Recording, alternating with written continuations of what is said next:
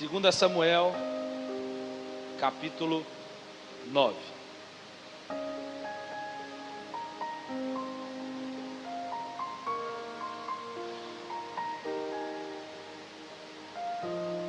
Quem encontrou? Perguntou Davi: resta alguém da casa de Saul para que eu o trate com bondade por amor de Jonatas? Havia um servo na casa de Saul cujo nome era Ziba. Chamaram que viesse a Davi. Disse-lhe o rei: és tu Ziba? Respondeu ele: teu servo.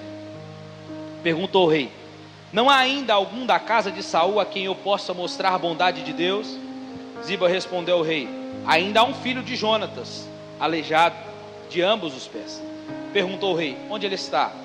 Respondeu Ziba ao rei: está na casa de Maqui, filho de Amiel, em Lodebar. Assim mandou o rei Davi trazê-lo da casa de Maqui, filho de Amiel, em Lodebar. Vindo Mefibosete, filho de Jonatas, filho de Saul, a Davi, prostrou-se com o rosto em terra e se inclinou e disse a Davi: Mefibosete. Respondeu ele: teu servo. Disse-lhe Davi: não temas, pois de certo eu usarei de bondade contigo por amor de Jonatas, teu pai. E te restituirei todas as terras de Saul, teu pai, e tu sempre comerás pão à minha mesa. A minha o quê? Mesa. Mefibosete se inclinou e disse: quem é teu servo para teres olhado para um cão morto tal como eu?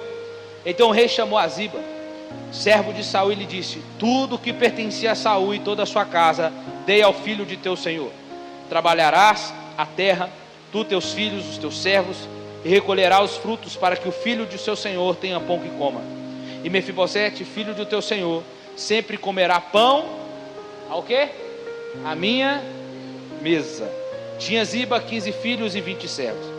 Então disse Ziba ao rei: conforme tudo que o meu senhor, o rei, manda a seu servo, assim fará ele. Assim Mefibosete comeu à mesa de Davi como um dos filhos do rei. Tinha Mefibosete um filho pequeno, cujo nome era Mica. Todos os que moravam na casa de Ziba eram servos de Mefibosete.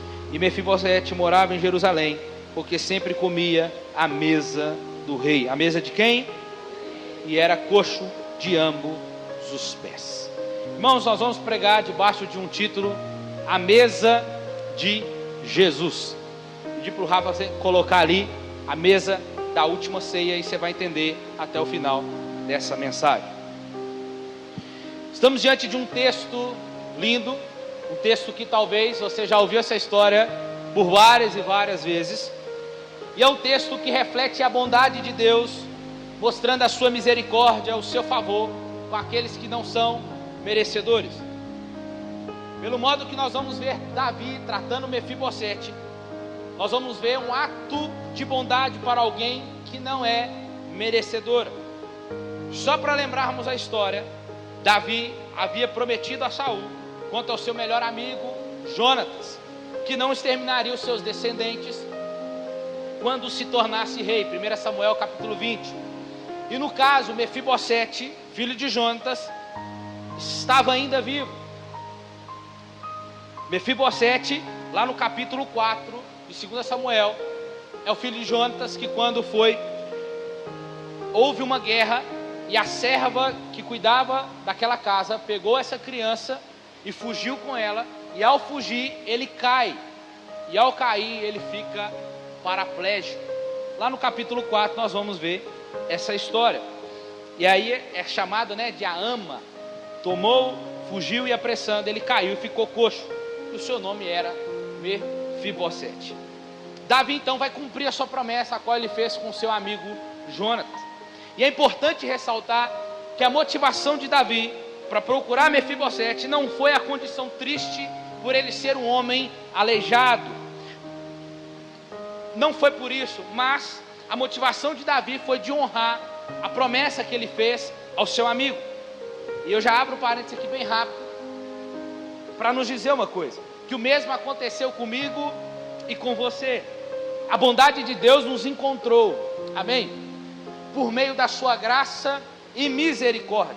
Somos chamados não porque merecemos alguma coisa, somos chamados por amor a Jesus, amém?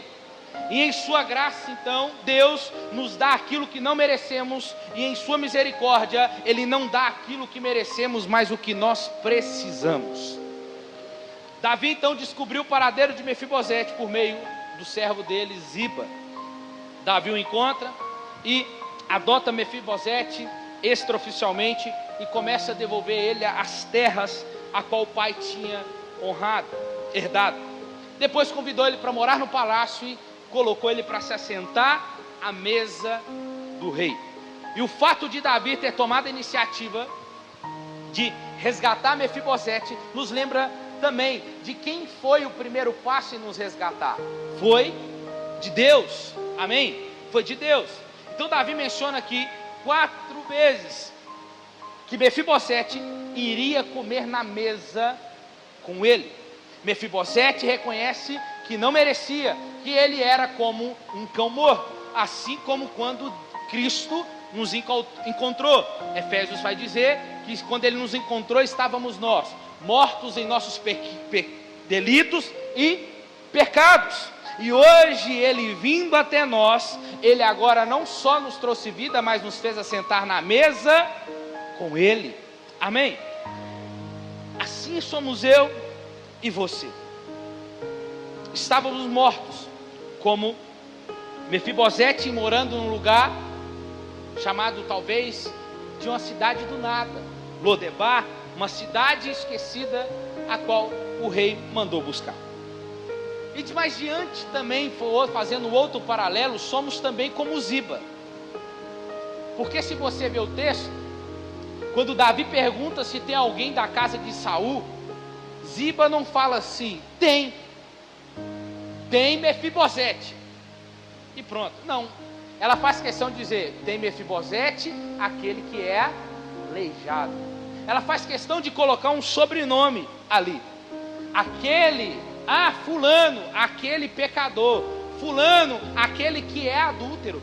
Fulano, aquele que é mentiroso. Fulano, aquele que é fofoqueiro. Muitas das vezes somos eu e você assim, como Ziba. Escuta aqui que você vai entender até o final da mensagem. Cristo está querendo nos ensinar alguma coisa aqui nessa noite. E a primeira coisa que nós temos que ver é que não importa o lugar que está, ou onde estava, a condição que estava, o rei é o único que tem condição de colocar para sentar à mesa que é dele.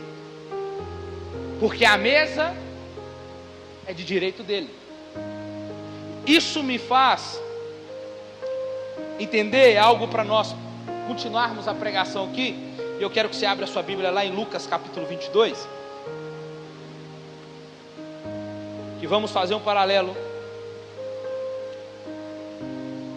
a partir do versículo 7. Você está bem aí? Está tudo bem aí? Lucas 22, versículo 7. Quem encontrou?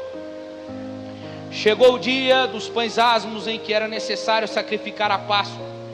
Jesus enviou Pedro e João dizendo, ide preparai-nos a Páscoa para que comamos. Eles lhe perguntaram, onde quer que preparemos? Então ele respondeu, quando entrardes na cidade, encontrareis um homem levando um cântaro de água. Segui-o até a casa em que ele entrar. Dizia o dono da casa, o mestre manda perguntar, onde está o aposento em que comerei a Páscoa com os meus discípulos? Então ele vos mostrará um grande cenáculo mobiliado. Fazei os preparativos. Eles foram e acharam tudo como Jesus lhe havia dito. Então prepararam a Páscoa.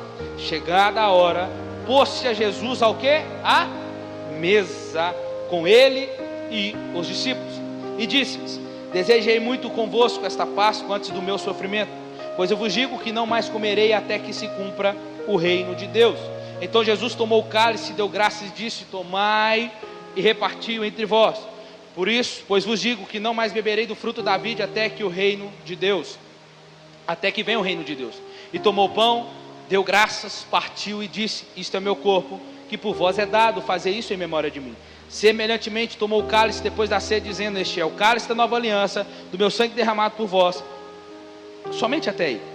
Este é o meu cálice da nova aliança, que é derramado por vós. Irmãos, 3 pontos aqui importantes. Antes da ceia, durante a ceia e depois da ceia. Mateus capítulo 26, que é o contexto, encaixa nesse texto aqui. Aparece uma mulher derramando um perfume nos pés de Jesus. Nós vemos os discípulos presentes. Vemos Judas dizendo que aquilo era um desperdício.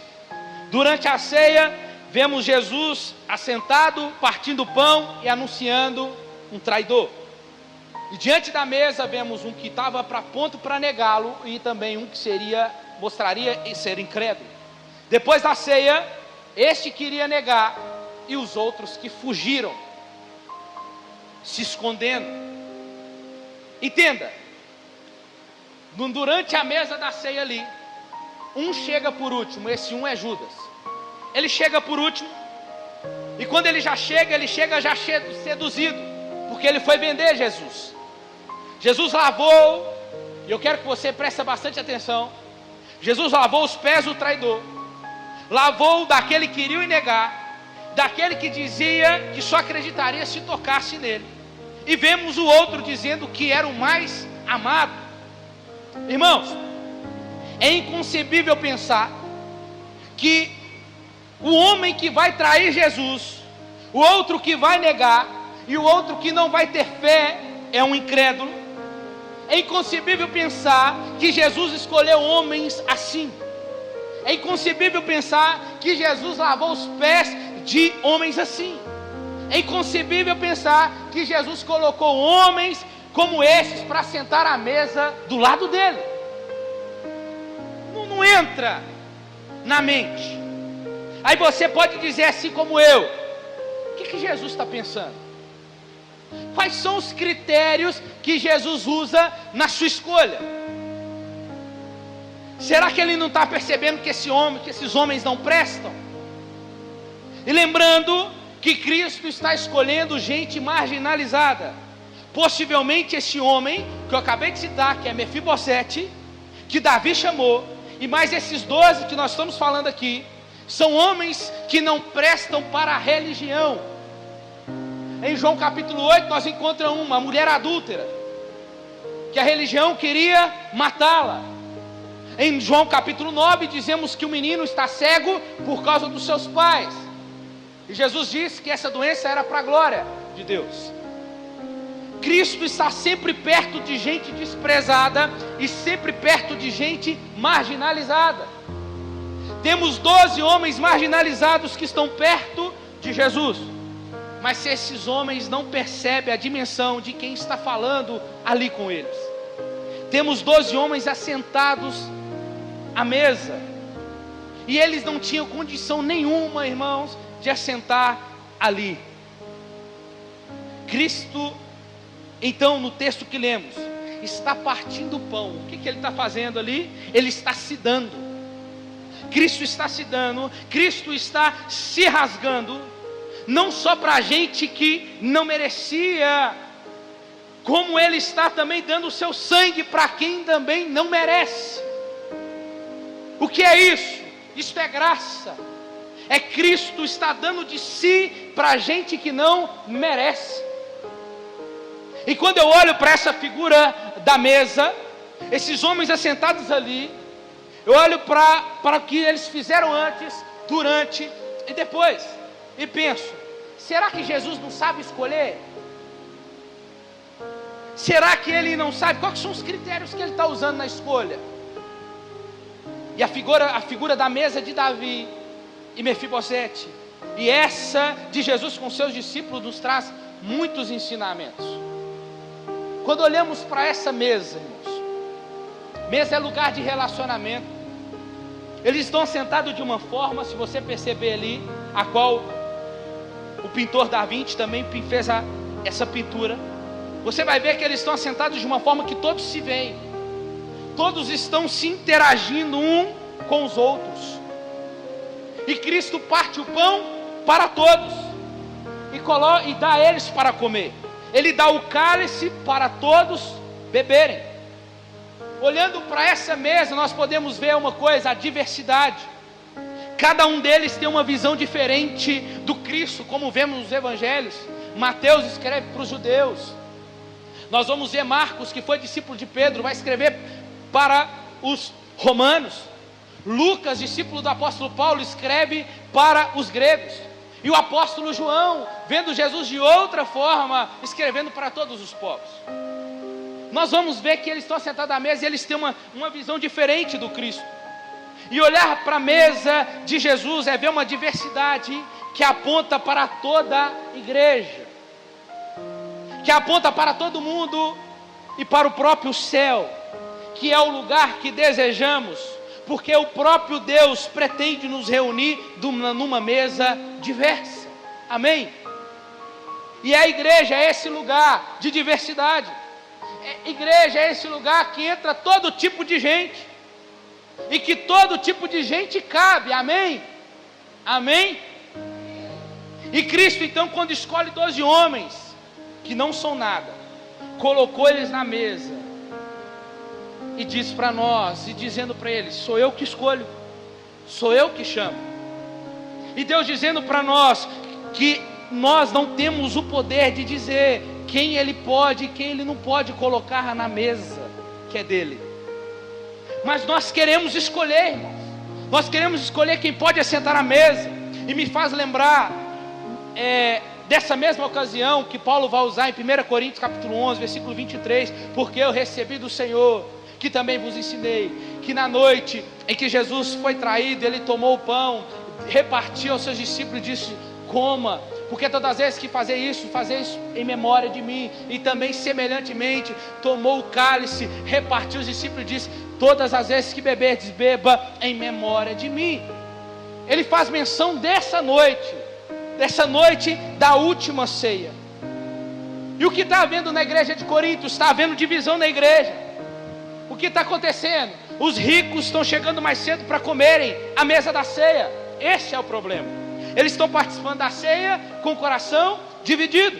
Eles estão excluindo pessoas de assentar à mesa, dizendo quem é digno e quem não é, quem pode assentar e quem não pode. Irmãos, isso é terrível. Mas nós fazemos isso, seja diretamente ou indiretamente, seja aqui, seja aqui. Na mesa, em torno dela, o propósito sempre é falar de Jesus.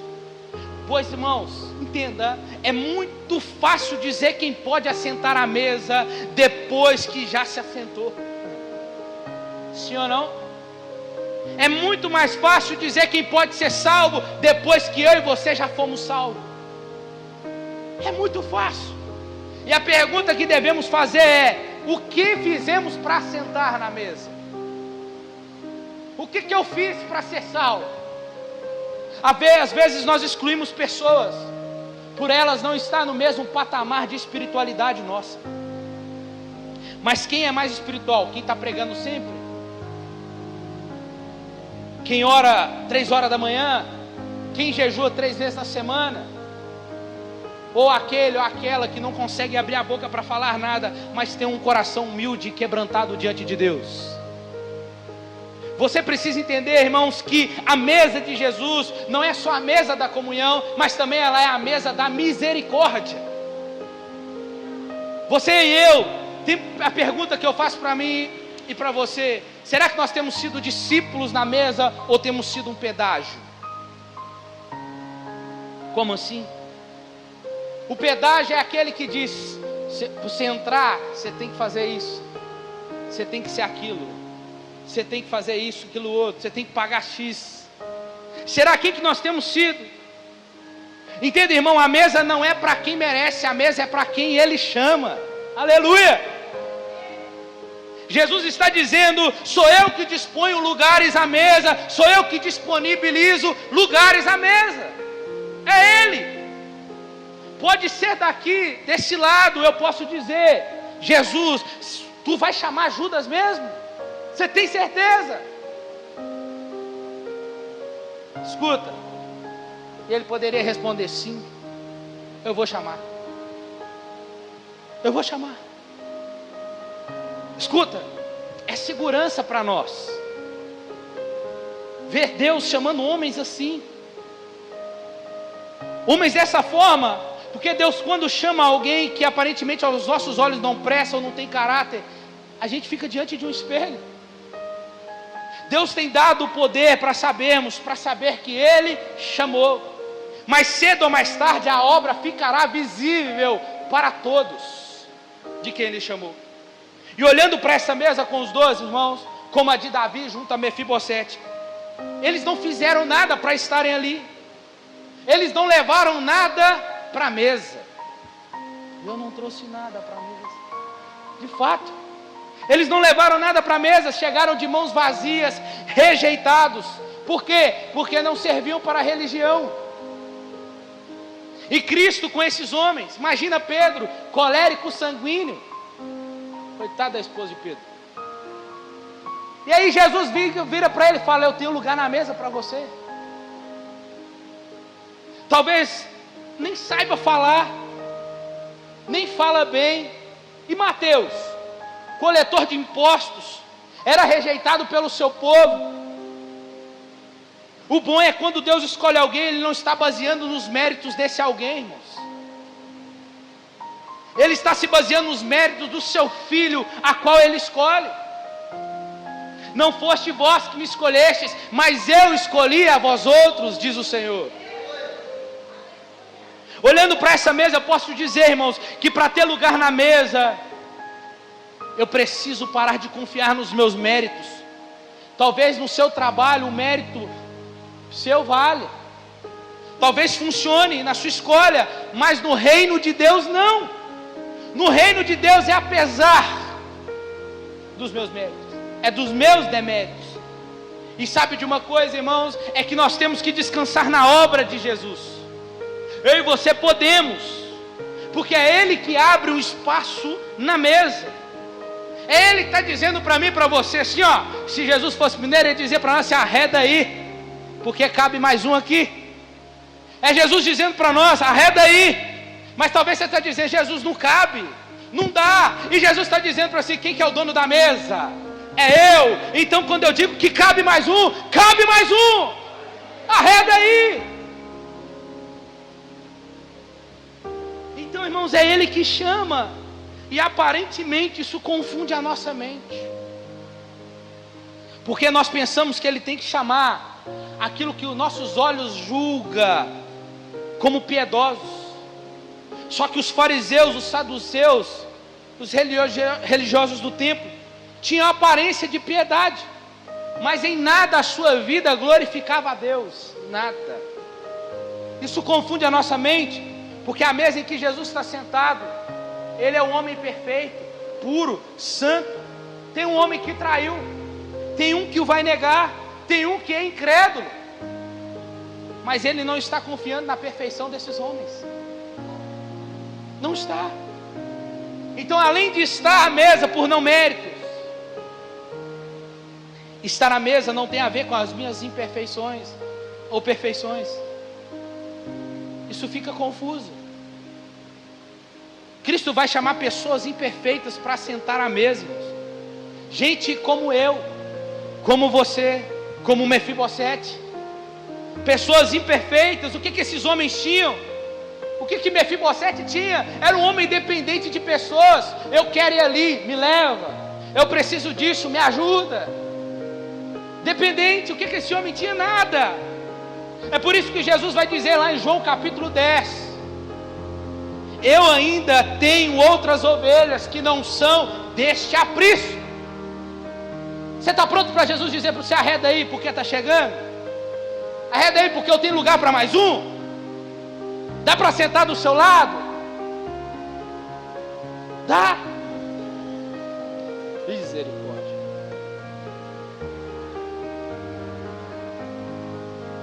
Irmãos, Deus vai chamar pessoas, sabe o que? Pessoas que eu não engulo. Deus vai chamar pessoas que os meus olhos não merecem, que os meus olhos não merecem ser colocados à mesa. Lembra de Ziba, serva de Davi? Quando Davi pergunta para ela: tem alguém? Ela diz: tem. Mefibosete, aleijado. Para que falar isso? Está dizendo: ele não é do jeito que o senhor quer. não é da forma que o Senhor precisa. Ele não vai te servir em nada, porque ele é um aleijado. Aguarda o final. Irmãos, só que Deus não trabalha por méritos, mas por graça. Porque se fosse por mérito, eu e você não estaríamos aqui. Amém? Porque eu não mereço isso. Você que está aqui, nós merecíamos a condenação. Mas Ele nos deu o Seu Filho, não somente para nos salvar, mas para nos dar um lugar à mesa, na sua mesa. Assim como Davi chamou Mefibosete, Cristo também nos chamou para sentar na mesa. Na mesa de Jesus, escute isso aqui agora. Na mesa de Jesus, o que nos confunde é que o traidor come, o que vai negar come, o incrédulo come. Na mesa de Cristo todos comem. Na mesa de Jesus tem lugar para a prostituta, tem lugar para o pedófilo, tem lugar para o estuprador. Isso confunde a nossa mente, né? Tem lugar para o homossexual. Na mesa de Jesus tem lugar para todos eles. É difícil dizer amém, né? Sabe por que é difícil? Por causa da nossa religiosidade. Nós somos muitos religiosos. Tem lugar para todos, irmãos, na mesa que é de Jesus. Você tem que sair daqui nessa noite entendendo que a mesa não é minha, o lugar que você sentou não é seu, foi Ele que reservou para você, foi Ele que te colocou para sentar. O que você fez? O que eu fiz? Nada. Nada. Mesmo que eu venha achar que o outro não mereça, a mesa não é este lugar que eu acabei de dizer para essas pessoas.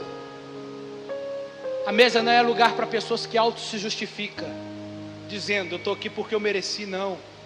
A mesa é lugar para pessoas que reconhecem de pecadores, mas pecadores que foram justificados pela graça de Deus. Comer na mesa de Jesus é para quem Ele quer, é direito de Jesus, irmãos. Dar o lugar para quem Ele quiser.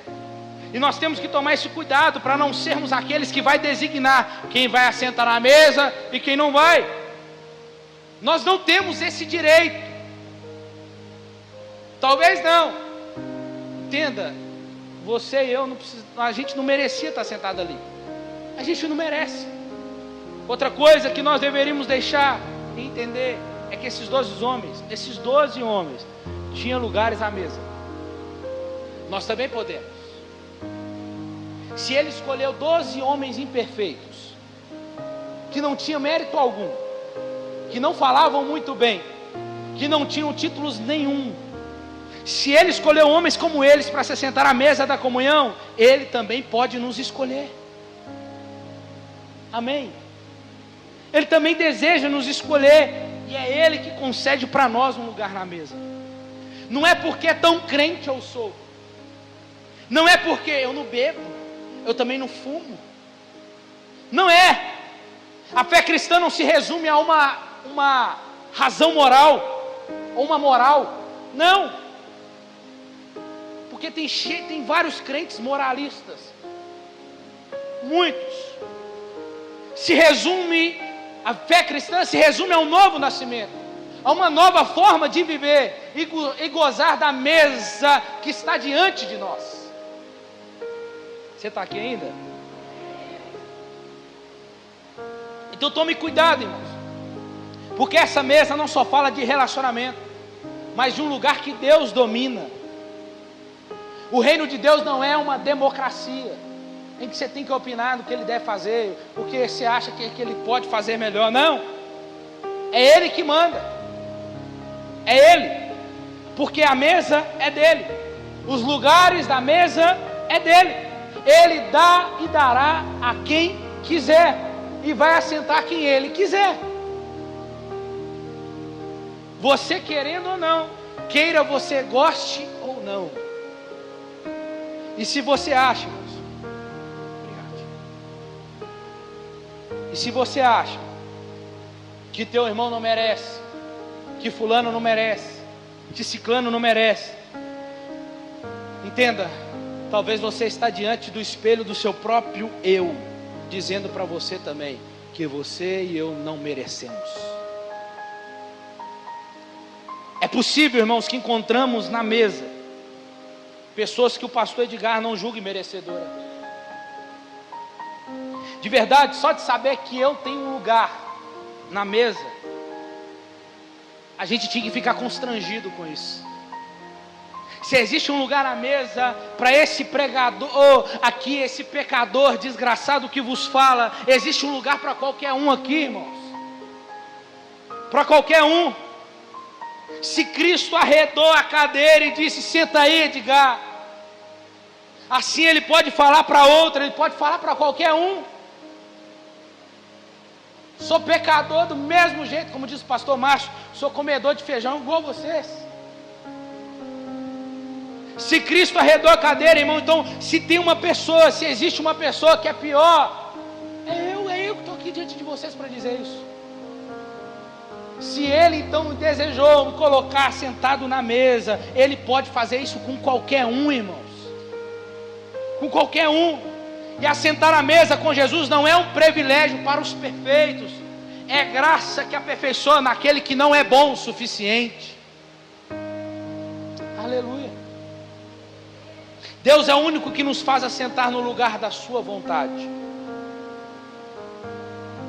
Ele é o único que é capaz de ceder um lugar para nós. Não é o quanto, ou o quão bom evangélico eu sou, ou pareça ser. Não tem nada a ver com isso. Esse lugar na mesa não é conseguido quando você bate o seu ponto no culto, ou quando eu e você entregamos o dízimo, as nossas ofertas, ou entregamos uma oferta para a missão. Mas é porque eu estou na mesa é que eu oferto, é que eu dizimo e venho para o culto. Por quê? Porque eu não tinha nada, nem lugar na mesa. Como o cego de nascença disse, eu era cego. Nós éramos coxos. Assentar na mesa com Jesus é ver que Ele não está chamando gente boa, não está chamando gente santa, não está chamando gente legal. Ele está chamando o pior tipo de pessoa, de gente, para que a glória seja sempre dele. Aleluia. E o Senhor diz para nós hoje: a mesa é minha, eu chamo quem eu quiser. Você está pronto para isso? Talvez você está dizendo aí, fulano tinha que estar aqui para ouvir isso, né? Não. Você e eu que tínhamos que estar aqui mesmo. Sabe por quê? Para saber que esse lugar à mesa custou a você nada. Nada. Eu e você não pagamos nada. Nós não levamos nada. Quando você chegou, a mesa já estava posta. Já estava lá. Por quê? Porque um homem pagou o seu lugar. Porque um homem pagou para que você e eu assentássemos nessa mesa. Tem pessoas que dizem assim: quando eu abandonar o meu vício, quando eu parar de fazer isso, quando eu parar de fazer aquilo, eu vou até Jesus. Escuta, você não consegue nada sem Jesus. Nada.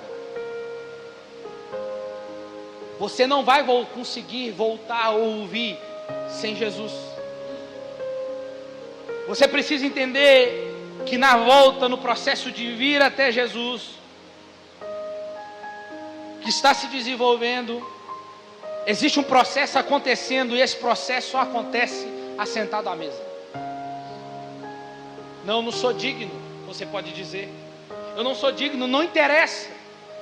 A mesa é para você que reconhece que é indigno. A mesa é para você. Não é isso que Paulo fala? Deus não nos salvou quando nós nos arrependemos, não. Deus nos salvou quando ainda éramos pecadores. E quando Ele nos salvou quando éramos ainda pecadores, o que Ele fez? Reservou um lugar à mesa para nós, quando ainda éramos pecadores. Você vai esperar ficar pronto? Você vai esperar abandonar, largar o seu pecado para você ir? Não, venha, porque o processo acontece no assentar à mesa. Eu quero assentar à mesa, mas para sentar à mesa eu tenho que deixar de confiar nos meus méritos. A mesa da comunhão, irmãos, só faz sentido quando ela gira em torno de Jesus, porque ela acentua a nossa soberba, ela alinha os nossos pensamentos, ela conserta as nossas palavras, ela muda a nossa visão e nos faz consequentemente olhar para o outro e reconhecer que também sou indigno. Se eu te pedisse para você orar aí agora, para a pessoa mais pecaminosa que você conhece, talvez você lembraria do seu vizinho, talvez você lembraria de um amigo seu, uma amiga sua. Mas escuta, o teu primeiro impulso deveria orar por você mesmo. O teu primeiro impulso deveria ser orar por você mesmo. Sabe qual a diferença dos discípulos para Mefibosete? Não tem. Não tem. Porque assentado à mesa, todos somos iguais diante dele. Não tem A, não tem B, não tem C. Mefibosete, com aquela imperfeição dele nas pernas sem mexer, se colocasse ele na mesa, alguém poderia olhar para ele, olharia de igual para igual. Sabe o que nos iguala num ambiente desse como de culto, irmãos? São o meu e o seu pecado. Quando o Senhor olha para nós, Ele está dizendo: eu estou vendo todos de forma igual. Porque se você está sentada na mesa, não tem um olhando de forma diferente, de cima para baixo ou de baixo para cima. É todos olhando da mesma forma. Aleluia! Entenda, irmãos, você está sentado na mesa e o que iguala é isso, que nós não passamos de pecadores, mas de pecadores justificados pela graça de Deus. É isso que nós cremos. Você e eu podemos ser o que for, mas diante da mesa de Jesus, todos somos iguais. Tem lugar para todo mundo na mesa. Tem lugar para você, tem lugar para o adulto, tem lugar para o mentiroso, tem lugar para aquele que acha que nunca mais vai ser alguma coisa, tem lugar para ele, tem lugar para ela. Talvez você entrou aqui nessa noite dizendo isso: eu nunca vou fazer mais nada, eu não sei se eu vou ser mais alguma coisa. E Jesus está dizendo assim: tem lugar na mesa para você, tem lugar na mesa para você, tem lugar na mesa para todos nós, irmãos. Sabe o que acontece? É que a religiosidade nos mata muito e faz a gente matar os outros. Porque se amanhã o pastor Edgar cair, irmãos, sabe quem vai me matar? Primeiro, sou eu mesmo. Segundo, a igreja, a religiosidade. Porque as pessoas não acreditam mais que Deus possa levantar ela. É isso que nós fazemos. Nós não acreditamos que o Senhor pode levantar de novo pessoas, que Deus pode restituir pessoas. Seja qualquer um aqui tropeçou, você viu fulano, você viu ciclano, então tem lugar na mesa para ela ainda. Tem lugar na mesa, porque não é sobre o que fez, mas é sobre o que Jesus fez por nós. Fica de pé no seu lugar. Então aqui, acabou. Não é sobre olhar daqui para lá. É olhar daqui, ó, para cá. Todos de forma igual. Ninguém é melhor do que ninguém. Ninguém é maior do que